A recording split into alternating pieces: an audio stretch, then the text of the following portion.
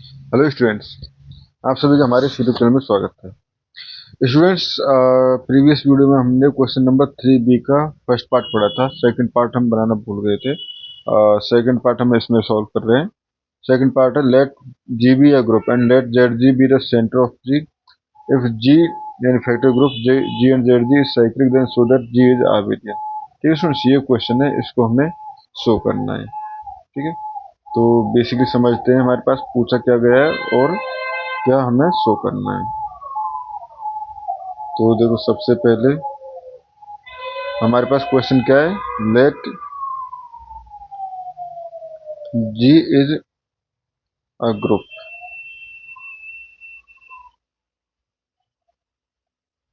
ठीक है, and let ZG be its centre, be its centre. ठीक है, if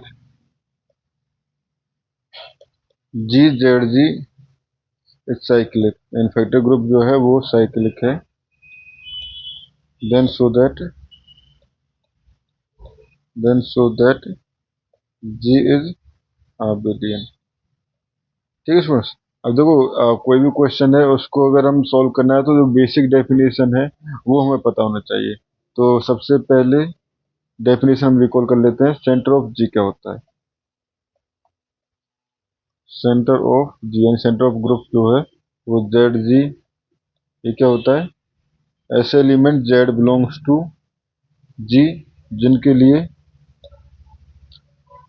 Z ji equal to G Z हो for all G belongs to G. ठीक है, सभी एलिमेंट्स के लिए। ठीक है, तो इसको ये भी कह सकते हैं, the set of all elements, the set of all elements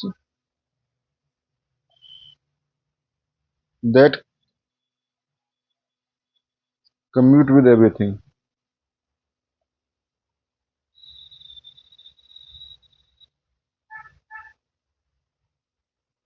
everything, ठीक है। एंड ऑब्वियसली आबिलियन ग्रुप क्या होता है?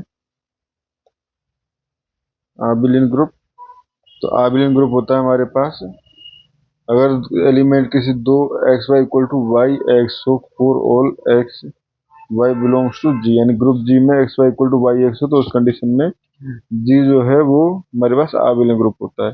और हमें शो करना है जी बाई जेड जी, जी या जेड जी, यानी ये जो फैक्टर ग्रुप है ये हमारे पास आबिलियन ग्रुप है। और अब ये भी हमें पता होना चाहिए कि हमारे पास सेंटर साइक्लिक ग्रुप क्या होता है? साइक्लिक ग्रुप ऐसा ग्रुप होता है स्टूडेंट जो किसी एक एलिमेंट से जनरेट किया जा सकता हो। ठीक है, now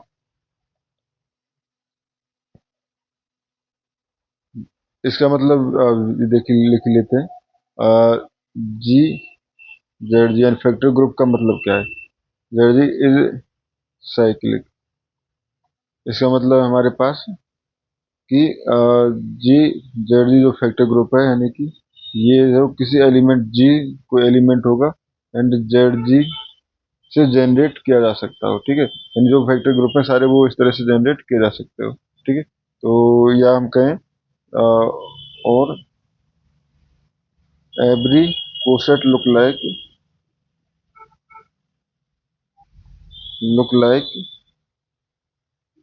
x z ji equal to ji to the power k z g. ठीक है, for some integer k, for some integer k. ठीक है, अब हम इसको शो करना चालू करते हैं। तो now let two element of G, two element of G. ठीक है, दैट एक्स इक्वल टू ले लिया हमने G to the power R Z one and Y equal to ले लिया G to the power S Z two. ठीक है, where Z one and Z two belongs to generators Z G से। ठीक है, तो ये हो गया हमारे पास। इसका रीजन क्या है? Because every element can differ by a central element, can differ by a central element,